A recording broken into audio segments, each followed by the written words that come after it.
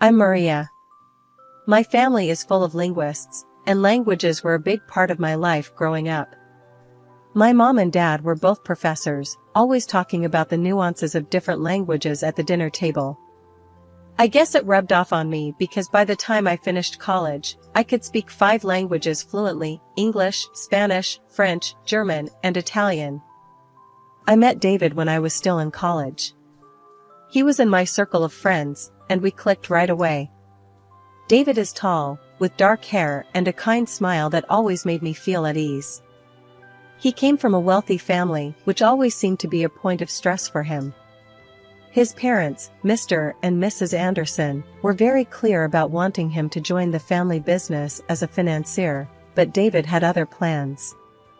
David and I used to hang out a lot, sharing our dreams and frustrations. He would often vent about his parents' pressure. "Maria, I just can't see myself crunching numbers all day," he'd say, running a hand through his hair in frustration. "I want to work with animals, help them. That's what makes me happy." David secretly started volunteering at a local vet clinic, learning everything he could about animal care. He was so passionate about it, and I admired that about him. He was determined to make his dream come true, even if it meant going against his parents' wishes. "Maria, you should have seen this little puppy today. It was so scared, but once I calmed it down, it was all wagging tails and happy barks," he'd say, his face lighting up with joy. "That's amazing, David. You're doing something really special," I'd respond, genuinely happy for him. We were just friends, but I always felt a deep connection with David. We understood each other in a way that was rare. I loved languages, and he loved animals, but we both shared a passion for following our dreams. As graduation approached, David's parents intensified their pressure, and he became more conflicted. But through it all, we supported each other. We'd often meet up to vent and encourage one another. "You've got this, David," I'd say, giving him a reassuring smile. "You're going to be an amazing vet someday. And you, Maria, are going to be the best translator out there," he'd reply with a grin. It was a typical Friday night, and our group of friends decided to have a little get-together. We gathered at John's place, a cozy apartment that was perfect for our small party. There was a good amount of wine, some snacks, and lots of laughter. David and I were there, as usual, sharing stories and enjoying each other's company. "Maria, you've got to try this wine," David said, handing me a glass. "It's from a vineyard in France, supposed to be really good." "All right, but only if you promise not to let me get too tipsy," I replied with a grin, taking the glass from him. We talked for hours, our conversation flowing effortlessly. It felt different that night, more intimate, like we were seeing each other in a new light. As the party started to wind down, we found ourselves sitting on the couch, a little apart from the rest of the group. "Maria, do you ever think about what it would be like if we were more than friends?" David asked suddenly, his voice soft but serious. I was taken aback by his question, my heart pounding in my chest. I've thought about it, David," I admitted, my voice barely above a whisper.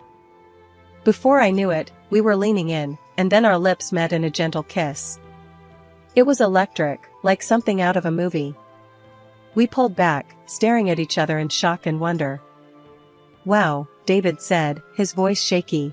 "I didn't expect that." "Me neither," I replied, feeling a blush creep up my cheeks. "But I'm not complaining." We sat there for a moment, the air between us charged with a new kind of tension. It was like the room around us faded away, leaving just the two of us in our own little world. "Do you want to get out of here?" David asked, his eyes never leaving mine. I nodded, not trusting myself to speak. We quietly slipped out of the apartment, hand in hand, and made our way to his place. The walk there was filled with nervous laughter and stolen glances, both of us trying to process what had just happened. We went inside, and the next few hours were a blur of kisses, laughter, and whispered confessions. It was like we were finally allowing ourselves to feel what we had been holding back for so long. Everything felt right, like we were exactly where we were supposed to be. The next morning, I woke up in David's arms, feeling a mix of happiness and nervousness. I gently nudged him awake, needing to talk about what had happened. "David, wake up," I whispered, shaking his shoulder gently. He stirred, opening his eyes, and giving me a sleepy smile. "Good morning, beautiful," he said, his voice rough with sleep. "Morning," I replied, feeling my cheeks heat up. "We need to talk about last night."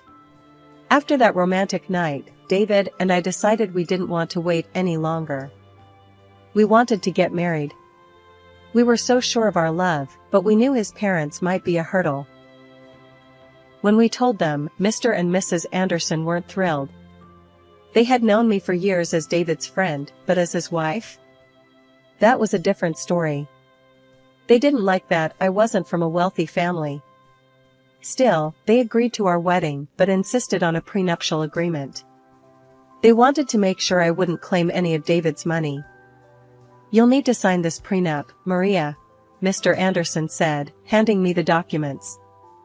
"It's just to protect the family assets." I glanced at David, who nodded reassuringly. "I understand," I said, taking the papers. Despite the cold reception, they allowed us to live in David's late grandmother's apartment. It was a beautiful place in the city center, with windows overlooking the square. The apartment was elite and expensive, with excellent repairs and new furniture. It felt like a fresh start. After the wedding, we moved in, but Mr. Anderson made it clear that one room, filled with his mother's belongings, was off limits. "Those items are priceless to me, Maria," he said sternly, handing me the key. "You are not to enter that room." I nodded, understanding the gravity of his words. "I won't, Mr. Anderson. I promise." With that, David and I began our new life together, ready to face whatever challenges came our way. Living with David was like a dream at first. We were so happy in our new place, but soon enough, that bliss got a serious jolt thanks to his sister, Laura. Laura started dropping by unannounced, making herself right at home. One Saturday morning, just as I was getting ready to enjoy a peaceful breakfast, she showed up. "Hey Maria," Laura said, strolling into the kitchen without even knocking. "What's for breakfast?" I forced a smile, trying to keep my annoyance in check. "Good morning, Laura. I was just about to make some eggs." "Make enough for me too, will you?" she said, plopping down at the table and scrolling through her phone like she owned the place. I took a deep breath and started cooking, reminding myself to stay calm. David walked in, looking a bit surprised to see his sister. "Laura, didn't know you were coming over," he said, raising an eyebrow. "Yeah, thought I'd surprise you guys," she said with a smirk. "This place is amazing. I could get used to hanging out here more often." As days went by, Laura's visits became more frequent and more invasive. She'd stay over without asking, and every morning it was the same thing. She'd demand breakfast, criticize my cooking, and make snide comments about me living in her grandmother's apartment. "Maria, you should really learn how to cook better," she said one morning, pushing her plate away. "You're living here on borrowed time, you know." That was the last straw. I clenched my fists and looked her straight in the eye. "Laura, you can't just come here and disrespect me in my own home." She scoffed, rolling her eyes. "Your home? This is my family's apartment, Maria. You're just here because my parents are too nice to kick you out." David had enough. He walked over and stood next to me, glaring at Laura. "Laura, you need to show Maria some respect. She's my wife, and this is her home too."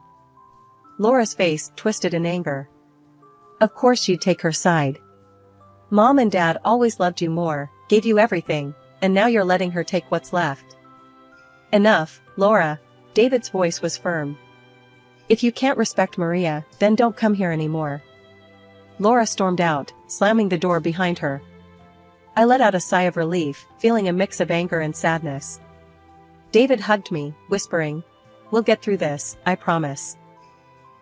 The next day, my phone rang, and it was my mother-in-law. She didn't even bother with pleasantries. "Maria, I've heard terrible things about how you're keeping the apartment," she snapped. "Laura says it's a mess, and you're not being a good hostess." I was stunned. Mrs. Anderson, that's not true. I've been doing my best to keep the place clean and welcoming. Clearly, your best isn't good enough, she retorted. We're very disappointed with David's choice to marry you. We think you should consider leaving.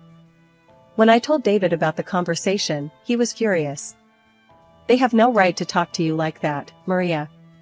We'll figure something out. Days turned into weeks, and the tension with David's family kept building. Laura continued her visits, though less frequent after David's outburst. She still managed to make every interaction a challenge. As the days passed, I focused on keeping our home a sanctuary, a place where David and I could escape from the outside world and his family's constant scrutiny. We knew we had to stick together and stay strong, no matter what challenges came our way. David worked for his father's company, but I was having a hard time finding a job as a translator.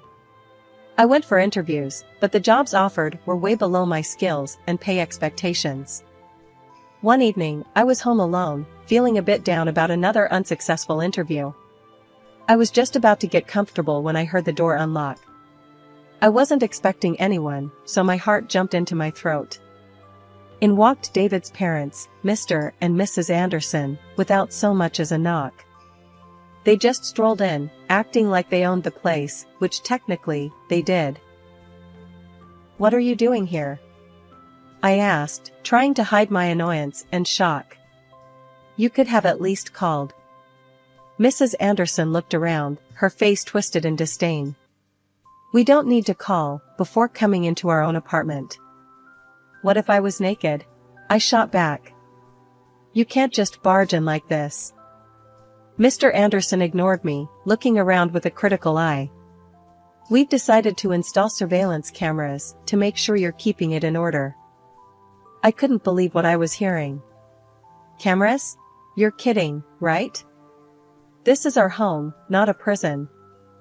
Just then, David came home, looking tired but quickly realizing something was wrong. "What's going on?" he asked, glancing between me and his parents. "We're installing cameras," his father declared. "To keep an eye on how things are being maintained here." David's face turned red with anger. "This is ridiculous. You can't do that." "Yes, we can," Mr. Anderson snapped. "You owe everything to us. You should be grateful and keep quiet." Mrs. Anderson turned to me, her eyes cold. "You're a gold digger, Maria. You don't even have a job. You're just living off my son's money." That was the final straw. I looked straight at David and said, "I can't do this anymore. I want a divorce. I'm leaving." David's eyes widened in shock, but then he nodded. "If you leave, I'm going with you," he said, his voice steady. Mr. Anderson's face turned even redder. "If you walk out, you're cut off. No inheritance, no support." Mrs. Anderson added, "We'll move Laura in here for better control." That's when I had an idea.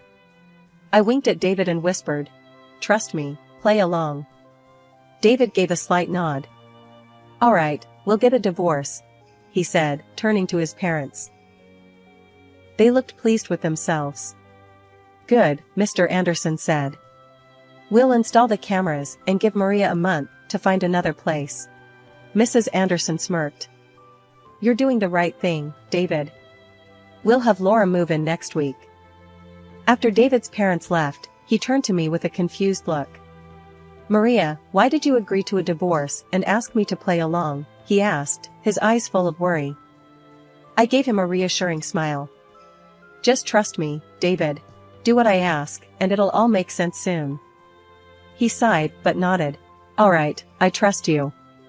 We hugged, and I could feel the tension in his shoulders ease a bit. A week later, David had to go on a business trip to Hong Kong for his father's company. As soon as David flew out, Laura and her boyfriend Rick showed up, just as his parents had promised. "Hey, Maria," Laura said with a smirk, walking in without knocking. "We're moving in to keep an eye on the place. You know, since you'll be leaving soon." I forced a smile. "Welcome, Laura, Rick. Just one thing, don't go into the locked room or touch anything there, okay?" Laura's eyes lit up with curiosity. Why not? What's in there? Just family stuff, I said, trying to sound casual. She made a sly face and nodded. Sure, we won't touch it. For the next week, I tried to get along with them, but it was tough. They treated the place like a party house, spending David's father's money and having a blast. Every night was the same, drinking, loud music, and their constant attempts to put me down. Laura spent a lot of time near the locked room, smoking and clearly itching to get inside. She tried to act casual, but I could see the curiosity eating at her. Every time she made a move toward the door, I was there, making sure she couldn't sneak in. A week later, I decided it was time to put my plan into action. I walked into the living room where Laura and Rick were lounging. Hey, I'm going to visit a friend for a few days, I said, grabbing my coat. I'll come back later for my things. Laura's eyes sparkled with glee. Really? That's great. Have fun. I nodded, keeping my face neutral. Thanks. Just remember, don't go into the locked room. Yeah, we got it, Laura said, practically shooing me out the door.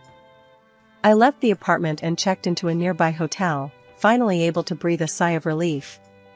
I knew Laura's curiosity would get the better of her, and she'd try to get into that room the moment I was gone. Settling into my hotel room, I felt a strange mix of anxiety and satisfaction. I knew the next few days would be critical, but I was ready for whatever came next. David trusted me, and I was determined to see this through, no matter what. The morning after I left the apartment, I got a video call from Laura. I answered it, not sure what to expect, but ready for anything. Laura's face popped up on the screen, looking way too pleased with herself. She was standing in the middle of the now empty locked room, grinning like a cat that caught the canary. Hey Maria, guess what? She said, her voice dripping with smugness.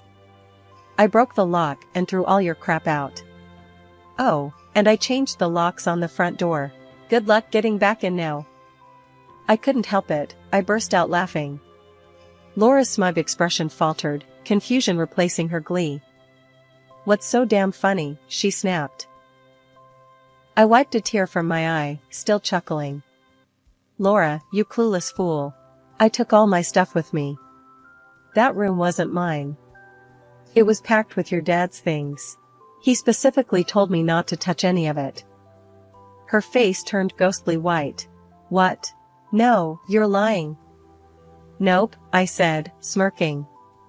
Those were your dad's precious belongings. He made it clear they were off limits. Laura's eyes widened in horror. She turned to Rick, who was lounging in the background. Rick, you moron. We've got to get those things back from the trash, now. Rick jumped up, looking panicked. What do you mean? We tossed everything last night. It's probably all gone by now. I watched the chaos unfold, feeling a deep sense of satisfaction. Laura, maybe start thinking about what your dad will do when he finds out you trashed his stuff. Laura's face crumpled, and she began to cry, her shoulders shaking with sobs. This can't be happening. We're so screwed. I couldn't hide my satisfaction as I watched her meltdown. Well, Laura, maybe next time you'll listen to people when they warn you. With that, I ended the video call, feeling a wave of relief and triumph. Finally, karma had caught up with Laura, and it was a sight to see. I leaned back in my hotel chair, savoring the moment. It felt good to see her get a taste of her own medicine. After David got back from his business trip, he came straight to my hotel. We decided to head back to the apartment together, hoping to finally sort out the mess Laura had caused. As we arrived at the apartment, we were greeted by flashing lights and police officers. We walked up to find Laura, looking disheveled and panicked, talking to the police. Rick stood next to her, looking just as freaked out. Laura was waving her arms, trying to explain something. It was a break-in, she was saying, her voice shaky. All the valuable stuff from the locked room was stolen. Just then, Mr. Anderson pulled up, his face a mask of fury and concern. He stormed over to the police, demanding to know what was going on. "What's all this about a robbery?" he barked. One of the officers turned to him. "Sir, the young lady here claims the apartment was broken into and items were stolen from a locked room." Mr. Anderson's eyes narrowed. "We need to check the surveillance footage. There are cameras installed in the apartment." Laura and Rick turned pale at the mention of cameras. They exchanged panicked glances, clearly realizing the trap they had walked into. The officer nodded. "All right, let's take a look at that footage." We all went up to the apartment, and Mr. Anderson quickly accessed the camera system. As the footage played, it showed Laura and Rick breaking into the locked room and throwing out all the items. A heavy silence fell over the room as everyone watched the damning evidence. Laura's face was a picture of horror, and Rick looked like he was about to faint. Mr. Anderson's face turned a dangerous shade of red. "Laura, what the hell have you done?" he roared. Laura started to cry, her voice shaking. "Dad, I'm sorry. I thought these were Maria's things. We didn't know what else to do. You lied to the police. You tried to stage a robbery to cover up your stupidity." Mr. Anderson exploded. "I can't believe this." The police officer cleared his throat, looking stern. "Ma'am, you've made a false report. That's a serious offense." Mr. Anderson shook his head, his voice trembling with rage. "Because of your actions and this deceit, I renounce you, Laura. You're disinherited. You are no longer my daughter." Laura collapsed to the floor, sobbing uncontrollably. "Dad, no. Please don't do this." The officer nodded to his partner, and they started filling out a report. "We'll need to take you both in for questioning about this false report." Rick's face went white. David squeezed my hand, his face a mix of anger and relief. "I can't believe she tried to pull this off." As the police escorted Laura and Rick out of the apartment, I felt a weight lift off my shoulders. It had been a long, hard road, but we had finally come out on the other side, stronger and more united than ever. David's father did exactly what he said he would. He cut Laura off completely. No more money, no future inheritance. Her boyfriend ditched her too, seeing as he was only in it for the cash. Now Laura stuck in a tiny, rundown apartment, scraping by on her own. It's a tough break, but she had it coming. Meanwhile, David and I decided it was best to cut ties with his controlling parents, at least for a while. David quit his father's company and finally opened his own veterinary clinic, something he's always dreamed of. I'm so proud of him. And as for me, I landed a great job as a translator for a big international company. We're both working hard, but it's worth it for the freedom we have now. We're still in a rented apartment, but it feels like home because it's ours. No more constant surveillance or judgmental eyes watching our every move. We're making plans for the future, like buying our own house and starting a family. It's exciting to think about what's ahead. One morning, over breakfast, David and I were talking about our plans. "Maria, have you thought about where you'd like to buy a house?" he asked, sipping his coffee. I nodded. "Yeah, somewhere quiet, but not too far from the city." "What about you?" "I'm thinking the same," he said, grinning. "A place with a big yard for the dogs." I laughed. "Of course, you'd want space for the dogs." "That's fine by me. And what about kids? Are we still thinking a couple of years down the line?" David looked thoughtful. "Yeah, I think that's a good plan. Let's get settled first, make sure the clinic is running smoothly, and then we can start thinking about kids." I reached across the table and squeezed his hand. "Sounds perfect. We've got time, and we're building a good life together." Later that day, we visited his new clinic. It was a cozy place, already bustling with clients and their pets. I watched David in his element, caring for animals and talking to their owners. He looked so happy and fulfilled. One weekend, we decided to visit some open houses, just to get a feel for what was out there. We found a few places we liked, and it was exciting to imagine our future home. "Maria, can you picture it?" David asked as we stood in the backyard of a charming house. Kids playing here, maybe a dog running around? I smiled, feeling a warm glow inside. Yeah, I can. It feels right, doesn't it? Absolutely, he said, putting an arm around me. We're building something real, something lasting. As we left the house, I felt a sense of contentment and anticipation. We were on the right path, and the future looked bright.